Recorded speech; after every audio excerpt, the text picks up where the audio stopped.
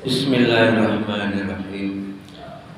Assalamualaikum warahmatullahi wabarakatuh. Waalaikumsalam warahmatullahi wabarakatuh. Innal hamdalillah nahmaduhu wa nasta'inuhu wa nastaghfiruh wa na'udzu billahi min shururi anfusina wa min sayyiati a'malina.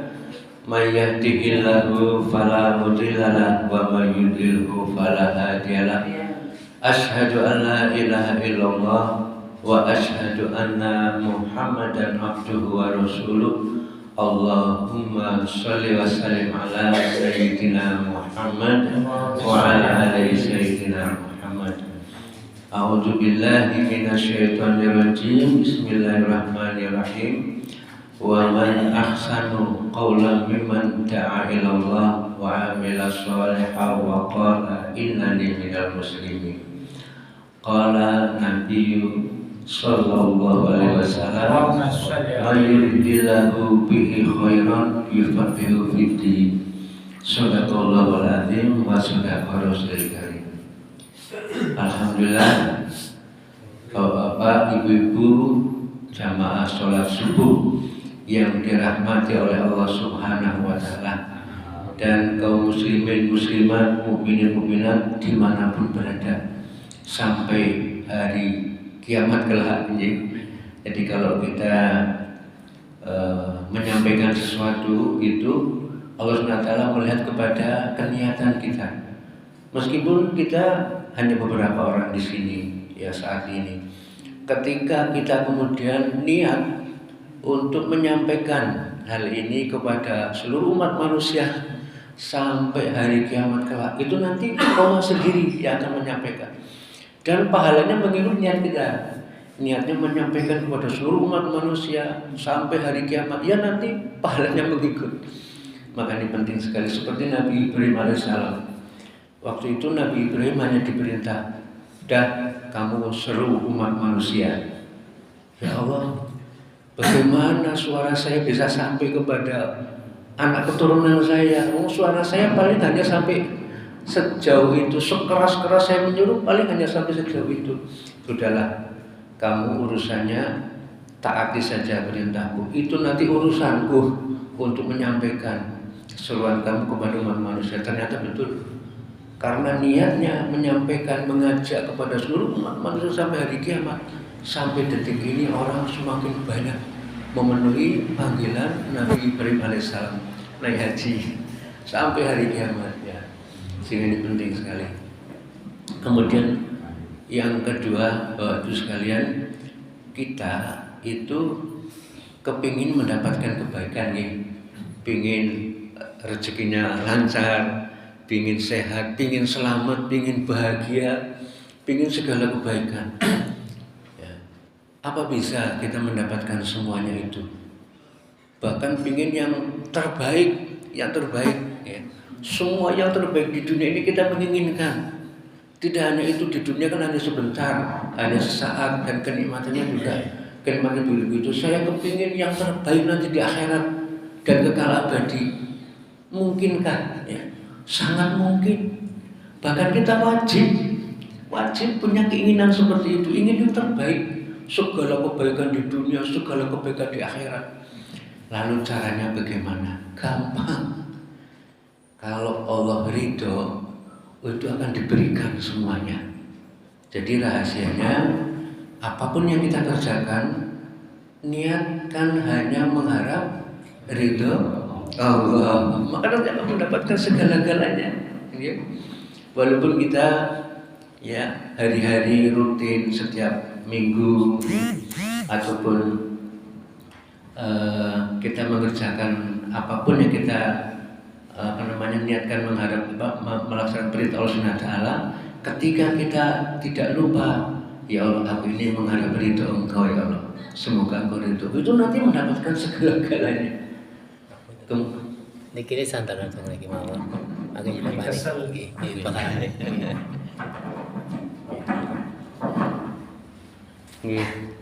Jadi yang kedua, setelah kita niatkan ya secara lisan boleh ya Allah saya ingin menghadap ridho Engkau, apapun yang kita kerjakan. Kemudian dalam hati juga bisa. Dalam hati kan tidak harus kata ya Allah saya ingin menghadap ridho Engkau, menghadap ridho Engkau. Dalam hati saja dengan tindak ke sini kan mesti menghadap ridho Allah. Itu nanti mesti akan dikasih. Dan kalau Allah ridho, itu Allah akan berikan segala-gala kebaikan semuanya, baik di dunia pun di akhirat kelak. Dan yang kedua, ya kita ridho dulu kepada Allah SWT. Ketika panjenengan tidak ke masjid, ya duduk dalam majelis taklim ini panjenengan ridho, ya tidak ada keterpaksaan, ridho, senang, bahagia, maka Allah pun nanti akan ridho. Jadi ternyata itu rahasianya. Maka kita ya sebelum kita berbincang-bincang ya mudzakarah, sifatnya mudzakarah ya. Saya juga bukan orang yang punya ilmu yang banyak, hanya sedikit, tetapi mudah-mudahan yang sedikit ini akan memberikan kemanfaatan buat kehidupan kita di dunia maupun di akhirat kelak. Kemudian ibu sekalian yang dirahmati SWT, kita niatkan mensyukuri. Kita mendapatkan nikmat dari Allah SWT ya, terutama nikmat iman, nikmat Islam. Kemudian nikmat yang tidak kalah pentingnya apa? Nikmat sehat. Ini juga nikmat yang sangat luar biasa, yang wajib kita syukuri. Sehingga kita niatkan mensyukuri. Kalau kita niatkan mensyukuri, itu akan ditambah.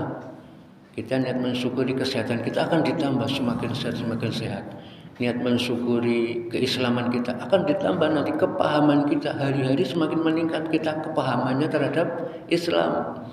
Kita niat mensyukuri iman, maka akan ditambah. Karena kita niatnya mensyukuri, sehingga pada kesempatan kali ini walaupun mungkin nanti hanya beberapa menit ya, tetapi ketika kita niat mensyukuri itu akan ditambah segala-galanya.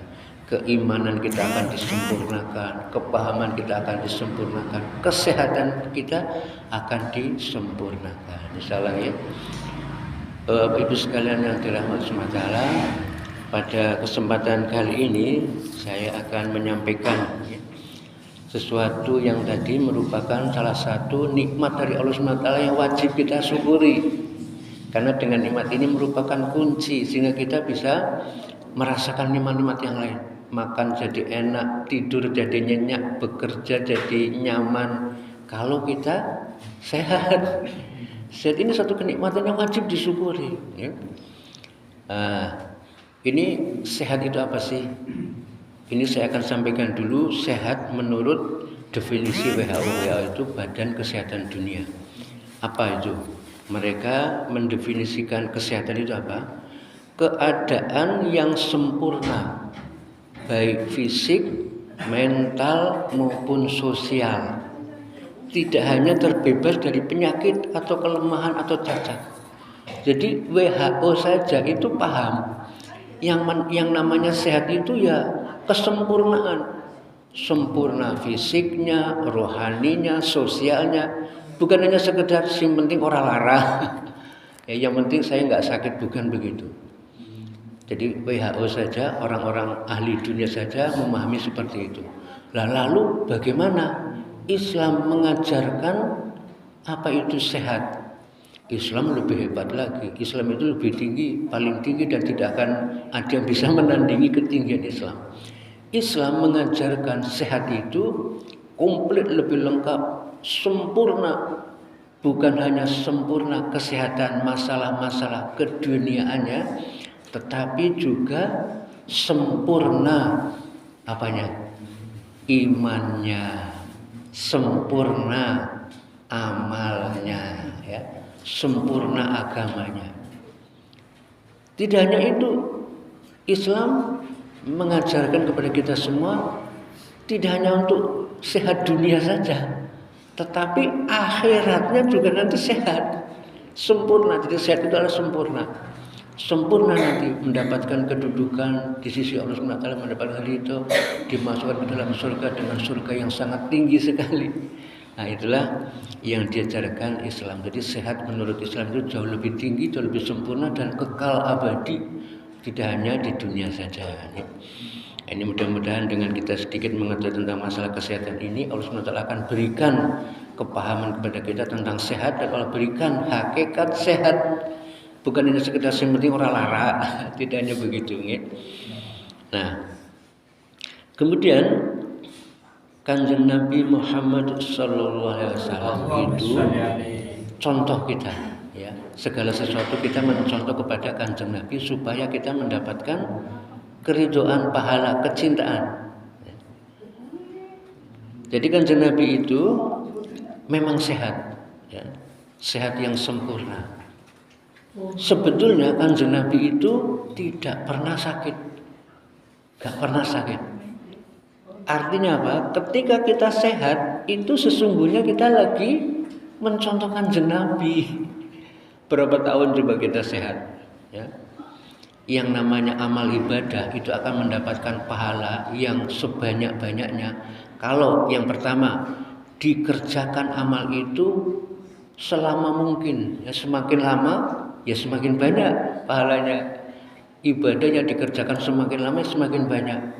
Baca Al-Quran semakin lama kita baca, semakin banyak kita berzikir, itu semakin banyak. Nah, ini sehat berapa lama? Seminggu? Sebulan? Pernah kita sholat selama seminggu terus nggak putus-putus? Nggak pernah. Lah sehat ini ukurannya bukan seminggu, sebulan, bahkan bertahun-tahun. Ada orang yang diberi kesehatan oleh Allah SWT bertahun-tahun, sakit paling cuma sebentar, seminggu, ya 3 hari.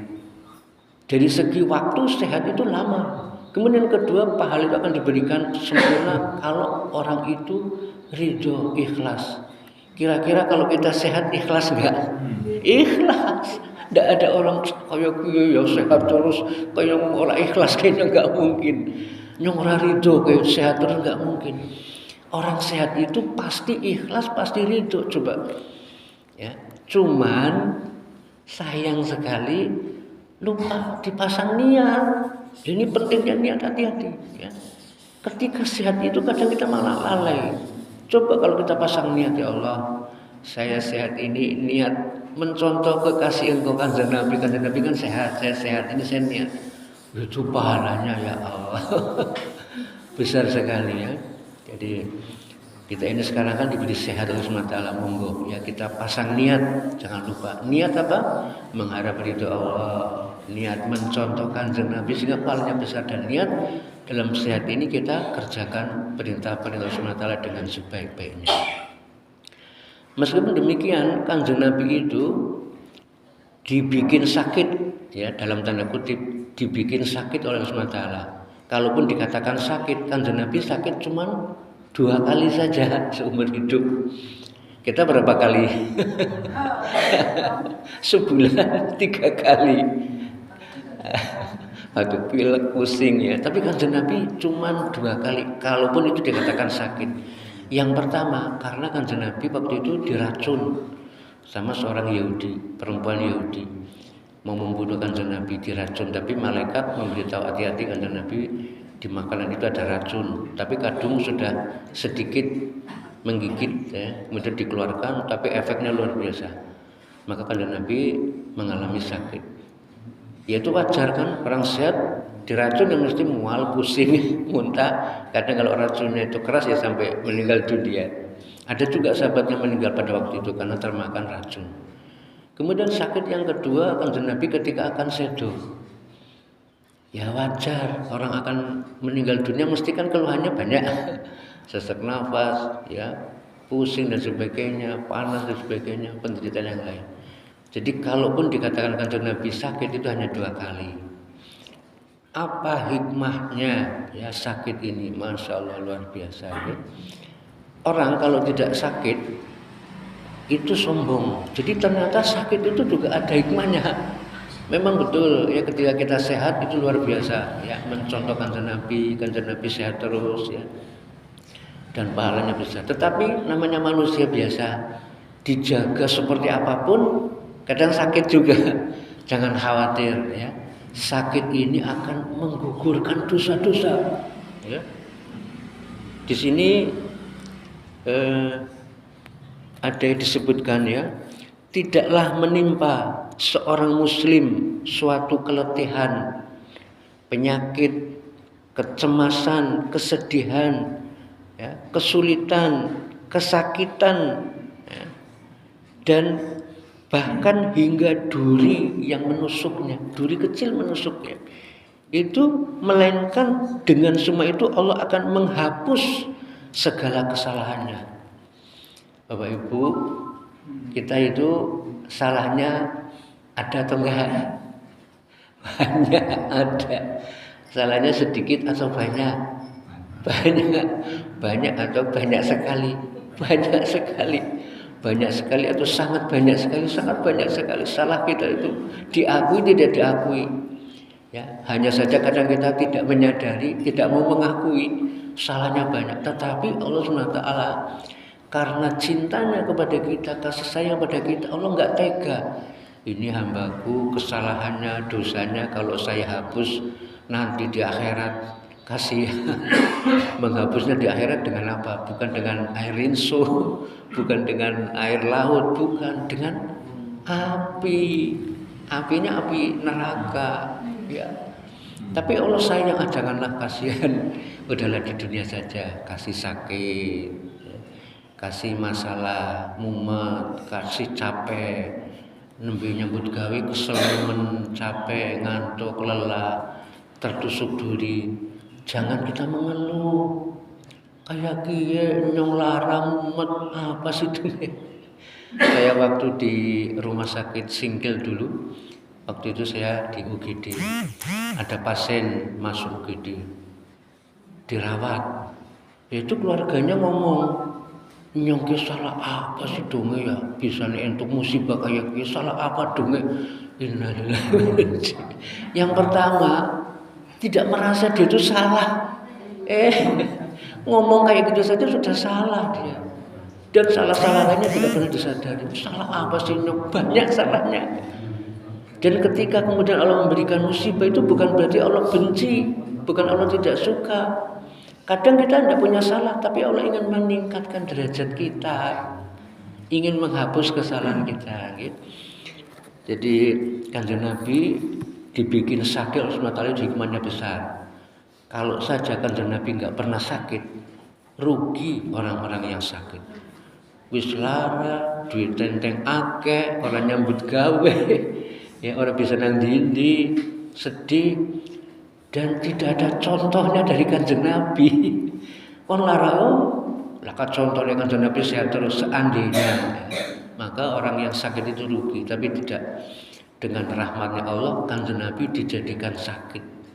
Sehingga ketika kita sakit, kon lara iya, Kanjeng Nabi ya pernah lara. Oh iya, berarti sampean melu sunai Kanjeng Nabi. Iya, alhamdulillah. Tapi Kanjeng Nabi meskipun sakit tetap ibadah. Ada orang yang nggak ngerti Pak, sakit, Pak dokter, kulo niki terpaksa mboten sholat lah, sih kenapa? Sakit sih, innalillahi wa inna ilaihi raji'un. Dia nggak ngerti kalau sakit itu tetap harus sholat. Memang sholatnya tidak harus berdiri, tidak harus duduk, ya tidak harus wudu. Anggur kena banyu, drop sama dokter. Iya, tapi kan bisa tayamum, bisa sambil duduk, bahkan sambil tiduran juga bisa. Ada orang yang nggak ngerti. Yang penting pokoknya dalam keadaan bagaimanapun kita tetap taat. Maka sakit kita itu akan menggugurkan dosa-dosa dan mendapatkan kecintaan, keridhaan. Karena Kanjeng Nabi juga pernah sakit. Malah orang kalau nggak pernah sakit itu sombong, bahaya. Ada orang yang nggak pernah sakit, ada Pak. Siapa itu? Fir'aun laknatullah alaih, itu nggak pernah sakit. Umurnya berapa tahun? Karena orang-orang dahulu kan memang umurnya panjang-panjang. Itu Fir'aun nggak pernah sakit sekalipun. Apa akibatnya? Sombong, kebablasan, ya, sehingga Fir'aun itu mengaku-ngaku nyongke Gusti, nyong apa baik dituruti, perintahnya apa baik dituruti, sampai-sampai Fir'aun itu suatu ketika memerintahkan kepada tentaranya itu bunuh bayi-bayi, nggak punya salah, nggak punya apa-apa, disuruh dibunuh betul sama tentaranya. Berarti nyong hebat ya. perintah nyong dituruti kabeh.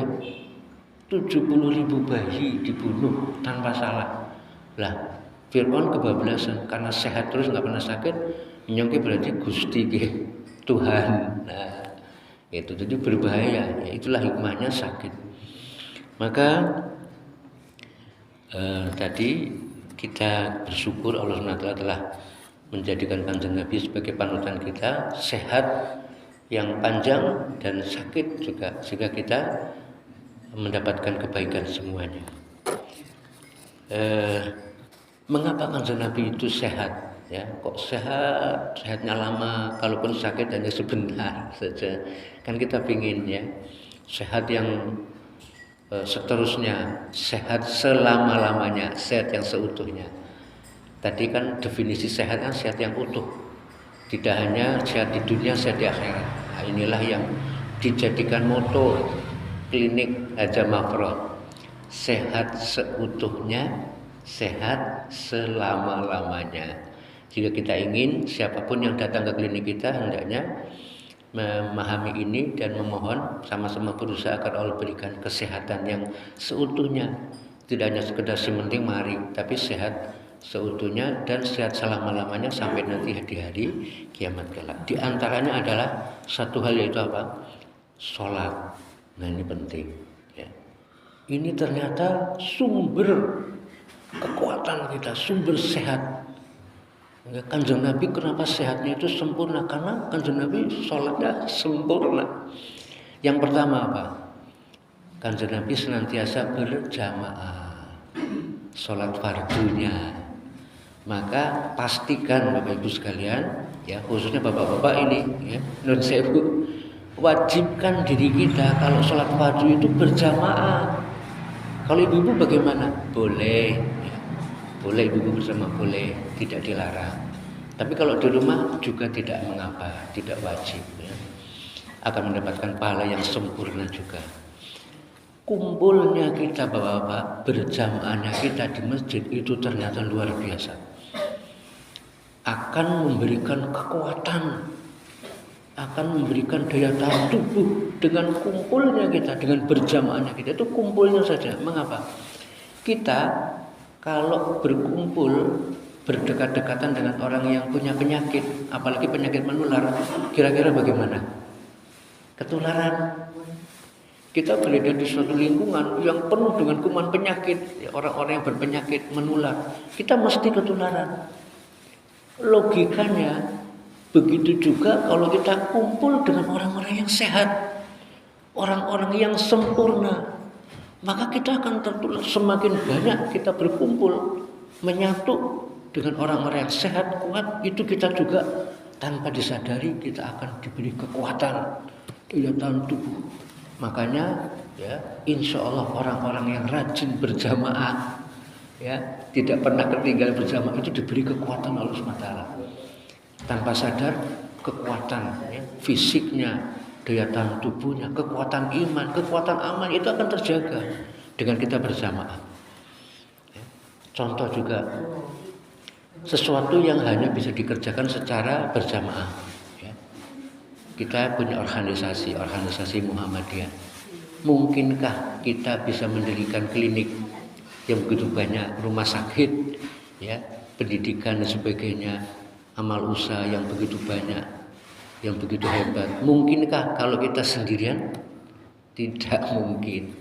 Itu hanya mungkin kalau kita secara berjamaah. Bayangkan, ketika kemudian menyatu, ada kekuatan yang luar biasa yang tidak mungkin akan bisa kita kerjakan kalau kita sendirian mendirikan begitu banyak amal usaha.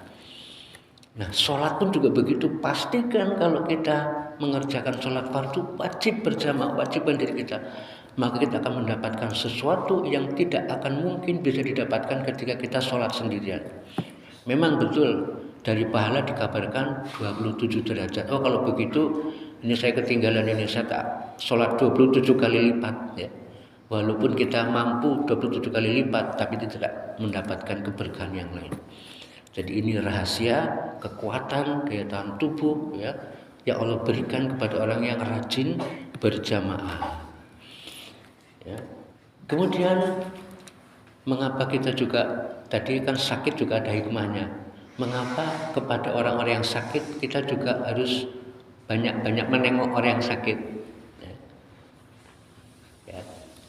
Kemudian ketika kita datang kepada orang yang sakit, dan ini sunnah dari kanjeng Nabi, supaya orang yang sakit ini akan Allah berikan kesehatan, ya. Dengan orang yang datang sehat, kuat, ya, itu kedatangannya akan membuat dia gembira, senang, dan tanpa kita sadari kita sudah mentransfer, ya, imunitas kita kepada orang itu. Jadi kebaikan-kebaikan itu akan tertransfer, apalagi banyak yang menengok. Dan kemudian kita doakan, ya. Ini doa yang sangat kita kenal. Allahumma rabbana adhibil ba's isfi anta syafi la shifaa illa shifauka shifaan la yughadiru saqama. Artinya, Tuhanku, Tuhan manusia, hilangkanlah penyakit, berikanlah kesembuhan, karena Engkau adalah penyembuh. Yang menyembuhkan itu Allah, bukan Pak Dokter. Oh, aku mari kayak sing menyembuhkan aku Pak Dokter. Hati-hati. Hati-hati dengan kalimat-kalimat yang ini kadang tergelincir pada kemusyrikan. Aku orang diobati Pak Dokter Tamtomo, orang bakal mari. Hati-hati, berbahaya. Pak Dokter hanya bisa ngobati. Pak Dokter dewek watuk. Saya kemarin batuk lama sekali sampai malu saya dengan pasien. Pasien sakit nama watuk, sakit nama dengan lah Pak Dokter dewek watuk. Pak Dokter hanya bisa ngobati, nggak bisa menyembuhkan. Yang menyembuhkan Allah. Ya. Berikanlah kesembuhan karena Kau adalah penyembuh. Tiada yang dapat menyembuhkan penyakit kecuali Engkau. Yang menyembuhkan Allah. Dengan kesembuhan yang tidak menyisakan rasa nyeri. Dengan kesembuhan yang tidak akan kambuh lagi. Ini doa yang luar biasa. Jadi kalau kita datang kepada orang yang sakit, dan hendaknya kita banyak menengok orang yang sakit, itu supaya pasien ini bisa sembuh. Beri kesemangatan dia, ya. Jangan kemudian lara apa sampean, nyong lara kayak nyong di sedulur persis laranya kayak sampean, tulung dina mati. Jangan begitu. Kayak tanggane ini udah kayak kue, orang nanti suwe, orang dina mati. Wah ini jangan begitu, ya. Berikan kesemangatan walaupun kita tahu wah ini penyakit yang berbahaya. Ini pernah kejadian, saya diberitahu. Saya punya saudara di Semarang, cerita waktu Lebaran kemarin. Mas Dik, tetangganya aku kena COVID. Coba bayangkan, kena COVID. Kemudian stroke. Sudah stroke, ya hanya duduk-duduk saja, nggak bisa kemana-mana. Paling hanya bisa berjemur saja. Sudah stroke, kemudian punya penyakit komplikasi lain, kena COVID sisan. Hari-hari bisa hanya berjemur, dan mungkin dalam hatinya menunggu saat-saat kematian saya tak mendengarkan lagu-lagu nostalgia gitu, karena dia senang lagu-lagu. Didatangi sama saudara saya, kakak saya, Mas, apa orang eman-eman daripada kon nurungono lagu-lagu sing kaya kowe laka ganjarane Mas malah dosa. Si pimen iso zikir bae tak ngain diberi alat zikir yang ceklek itu. Akhirnya dia ganti, daripada mendengar lagu-lagu dia zikir, Pak. Dia zikir. Lah itu ada tetangganya sehat, Pak. Tetangganya sehat. Datang nengok. Tapi bukannya mendoakan, dalam hati dia ada kesombongan. Udah kemudian ya memang tidak di depan orang itu. Suatu ketika cerita sama saudara saya, Mas, kayak tangga dewek kayak rasuwe bakal mati. Lah saiki kena COVID, stroke, kena komplikasi liyane. Kanker Pak. Kanker, stroke, COVID. Kita mesti ora bakal suwe mati gitu. Bisa kayak gue. Iya, kenyataannya kayak gitu. Begitu, Pak. Apa yang terjadi? Asbab dari amalan zikir ini dan harapan terus zikir nggak pernah putus-putus. Allah berikan kesembuhan, Pak. Kanker loh, Pak. Stroke, COVID. Tapi asbab amalan zikir yang tidak putus lambat laun sembuh. Nah, orang yang kemudian sehat itu tadi yang sudah mengatakan kita mati bakal kena COVID dan innalillahi wa inna ilaihi raji'un. Jadi masya Allah. Akhirnya orang ini saking senengnya dia setiap hari naik sepeda keliling-keliling kenyong ingin menunjukkan kekuasaan Allah Subhanahu wa taala. Niatnya ingin menunjukkan nih Allah sudah berkuasa, itu bisa menyembuhkan saya yang sakit kanker, stroke, kena COVID. Kalau Allah menyembuhkannya sembuh juga. Asbab bukan obat, zikir. Jadi masalahnya. Kemudian Bapak Ibu sekalian yang dirahmati Allah, itu dari segi berjamaah. Jadi kumpulnya kita, jamaahnya kita itu akan diberikan kekuatan Allah SWT tanpa kita sadari. Kekuatan-kekuatan kita dijadikan satu, memberikan kekuatan sehingga kita sehat, tercegah dari berbagai macam penyakit. Kemudian gerakan sholat, ini penting. Ya. Kalau kita perhatikan sholat itu kan ada berdiri lurus. Para sahabat kalau sholat itu seperti kayu yang dipatok di bumi. Enggak bergerak. Tapi kalau kita mungkin ada yang goyang sana, goyang sini, tengok sana, tengok sini, ada nyamuk plek. Itu sahabat dipatok seperti kayu. Ya. Lah, ketika posisi berdiri tidak bergerak sama sekali, itulah posisi darah lancar. Jadi untuk melancarkan peredaran darah, dan ini paling penting Pak. Mengapa berbagai macam penyakit muncul? Karena peredaran darah nggak lancar. Ada sumbatan, ada macam-macam. Nah ketika posisi berdiri tegak, pastikan jangan bergerak. Itu yang pertama, darah paling lancar. Dari atas ke bawah, bawah ke atas lancar. Tidak ada nekak-nekuk termasuk. Kemudian ketika posisi berdiri, itu telapak kaki paling berat menyangga beban. Ternyata ini juga manfaatnya luar biasa. Ya, sholat kan kita nggak pakai sepatu ya, kan dilepas kakinya. Itu ternyata luar biasa. Coba kita tengok orang-orang zaman dulu, mereka nggak pakai sepatu kan? Ya, jalan kaki kemana-kemana, ke sawah nggak pakai sepatu. Asbab itu Allah berikan kesehatan. Ya. Jadi seperti ada titik-titik refleksi di kaki kan begitu. Itu sehat. Jadi ketika kita sholat berdiri tegak itu tumpuan pada kaki, beban di kaki semua. Maka menyehatkan, lancar pembuluh darah dan semua organ-organ itu terjamin fungsinya. Jadi kalau ingin sehat ya sholat sempurna. Kemudian ada gerakan ruku, ya. Maka jantung yang tadinya di atas kemudian datar. Sama tinggi dengan otak. Ada sujud, jantung lebih tinggi dari otak. Yang tadinya berdiri otak di atas, sekarang otak nyungsep di bawah. Ini apa keuntungannya? Akan mencegah stroke. Saya pernah waktu itu dinasihati sama siapa itu, orang Kademangaran yang gemuk, saya lupa namanya, yang sudah sedo. Itu beliau menasihati saya. Siapa yang namanya? Bukan, ada lagi itu yang dulu. Jadi ya pokoknya beliau menasihati saya, Patang Tomo. Saya dapat nasihat. Ya, saya dapat nasihat supaya kita tercegah stroke. Itu kalau sujud saat tahajud, itu selama mungkin sujudnya, insya Allah akan tercegah dari stroke. Oh gitu. Padahal beliau itu punya penyakit darah tinggi yang saya ngeri sekali Pak. Pernah saya nensi waktu di Singkil itu, tensinya berapa? 250 Pak. Bawahnya itu 130. Ini sewaktu-waktu bisa pecah itu pembuluh darah Pak. Tetapi karena beliau itu rutin kalau tahajud lama sujudnya, sehingga otak di bawah, jantung di atas, maka saat itu jantung memompa. Dekat sekali kan jantung dengan otak, dipompa sehingga otak itu terjamin oksigenasinya dan pembuluh darahnya terlatih sehingga fleksibel.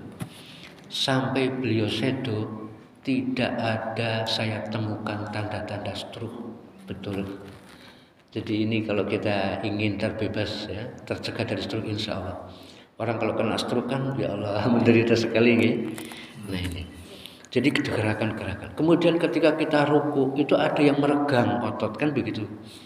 Karena penting juga meregangkan otot-otot sehingga otot-otot itu tidak kaku ya. Kemudian pembuluh darah itu dengan teregang tidak semakin lancar, sumbatan-sumbatan akan terhindarkan.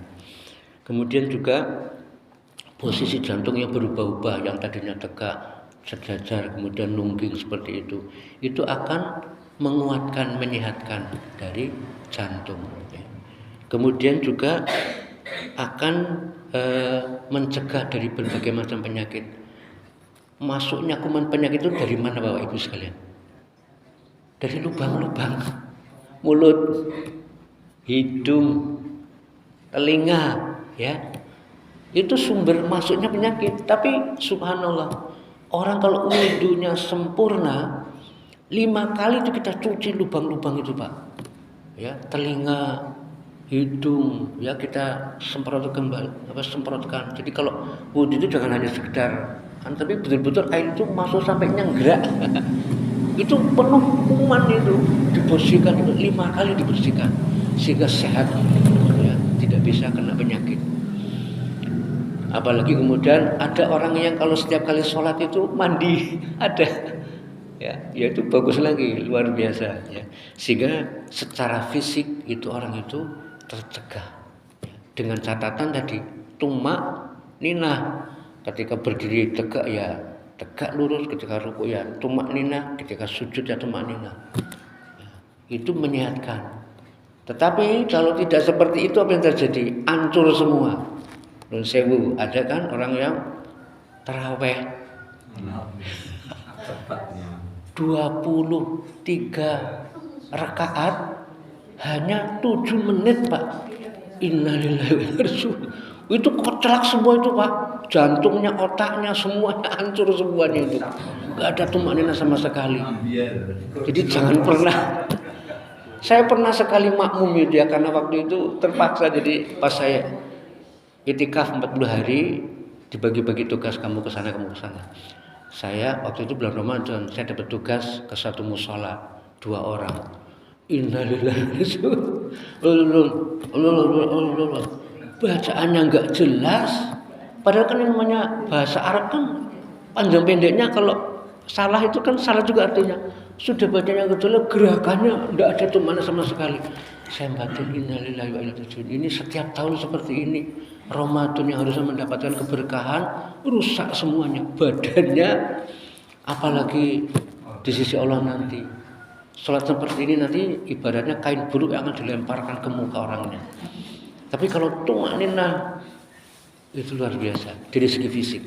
Kemudian dari segi rohani Pak. Jadi sholat itu kan sebetulnya doa dan zikir kan dari bacaan-bacaannya. Itu ada seorang dokter melakukan penelitian di rumah sakit, banyak pasien yang separuh dibimbing doa, ada yang membimbing doa. Ya memang sih non muslim, tetapi kita ambil pelajaran. Jadi sebagian itu dibimbing doa, ketika minum obat diajak berdoa setiap hari. Apa yang terjadi? Separuh itu cepat sembuh dan kambuhnya lama, bahkan ada yang tidak kambuh lagi. Yang separuh yang tidak diajari doa, tidak dibimbing doa, sembuhnya lama dan gampang kambuh. Maka penting doa. Doa itu luar biasa ya. Allah itu Maha Pemurah. Minta apa saja dikasih, tapi kita sombong. Ya, terlalu mengandalkan diri sendiri, enggak mau berdoa. Padahal Allah minta itu sangat senang, semakin diminta semakin senang. Kalau kita kan enggak, nyong dibantu, oh iya gitu. Besok lagi kita datang, Mas dibantu. Lebih ini sih, iya enteng. Nah, sudah mulai kita, ya bisa kayak datang lagi minta bantuan. Bisa ada sih nyaluk terus. Kalau kita dimintai semakin lama semakin nggak senang, tapi Allah semakin diminta semakin senang. Bahkan permintaannya kecil sekalipun Allah senang. Tapi ya jangan sampai lah kita minta kepada Allah SWT, minta yang kecil, minta yang besar enggak. Yang besar juga diminta, walaupun Allah diminta yang kecil juga akan dikasih, dan semakin diminta semakin disukai, semakin suka ya. Jadi Di dalam tubuh kita Allah menciptakan yang namanya ada hormon. Hormon apa itu namanya? Endorfin. Apa itu hormon endorfin? Hormon bahagia. Ya, kalau di dunia medis kita mengenal morfin. Morfin ini kan zat narkoba yang luar biasa, anti sakit yang luar biasa. Orang kalau kesakitan yang sangat amat itu dikasih suntikan morfin, sakitnya hilang. Dalam tubuh kita Allah menciptakan namanya endorfin. Ini hormon bahagia. Kalau itu keluar kita akan bahagia.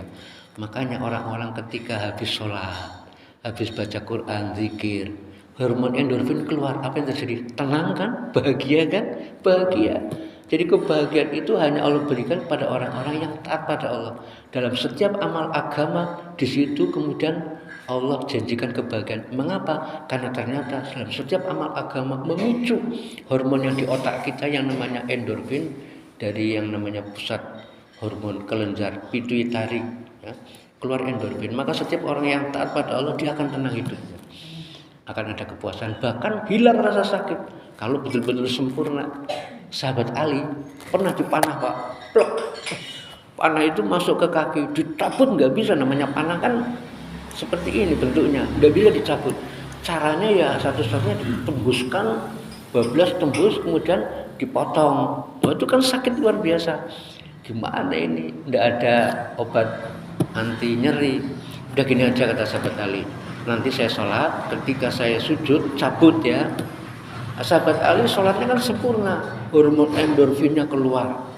Ketika sujud ditobloskan sampai tembus, dipotong itunya, yang lancip itu baru dicabut. Selesai sholat sahabat Ali bertanya, "Wis dicabut durung, biasanya pada kumpul kene kabeh." Ya Allah, jenengan gak merasa? Hah? Wis dicabut. Karena sholatnya luar biasa, sampai bisa menghilangkan rasa sakit. Nah itu. Zikir juga begitu. Jadi semua amalan agama akan mendatangkan kebahagiaan. Zikir ini ada ayatnya. Auzubillahi minasyaitonirrajim. Bismillahirrahmanirrahim. Alladzina amanu wa tatma'innu qulubuhum bidzikrillah. Ala bidzikrillahi tatma'innul qulub. Yaitu orang-orang yang beriman dan hati mereka menjadi tentram dengan mengingat Allah. Ingatlah, hanya dengan mengingat Allah hati menjadi tentram. Hanya dengan mengingat Allah. Zikir tadi kan, zikir menyelesaikan masalah Pak. Dia masalahnya banyak itu, kanker ya, kemudian apa, COVID, stroke. Tetapi dengan zikir Pak, dia mendapatkan ketenangan sehingga masalah-masalah itu, masalah kan akan jadi masalah kalau kita menganggap itu masalah. Ketika kita tidak menganggap tidak masalah, dia berzikir dengan sempurna, tenang, hilang semua, lari semua dicabut sama Allah. Tapi kalau kita nggak tenang, masalah kecil saja segedandapan. Maka pentingnya kita selesai sholat, ya zikir loh. Jangan salam bar. Zikirlah, apalagi semakin banyak berzikir itu luar biasa. Akan sempurna kesehatan kita sehingga kita akan mendapatkan sehat seutuhnya dan sehat selama-lamanya. Insya Allah. Itu saja mungkin yang dapat kami sampaikan. Mudah-mudahan ya, dengan pertemuan kita yang sedikit ini Allah SWT akan berikan kefahaman kepada diri kita, dan ini salah satu rahmat Allah kepada kita, diberikan kepahaman agama dan kemudian kita mampu diberikan kemudahan. Itu dari Allah, kemudahan untuk mengamalkan, dilelah gampang, dan kesempatan untuk menyampaikan. Ini penting, menyampaikan kepada yang lain sehingga nanti pahalanya akan terus mengalir sampai hari kiamat, insya Allah. Namun begitu barangkali ada hal-hal yang kurang berkenan di hati Bapak panjenengan, ada hal-hal yang keliru salah, maka kita sama-sama tutup dengan doa.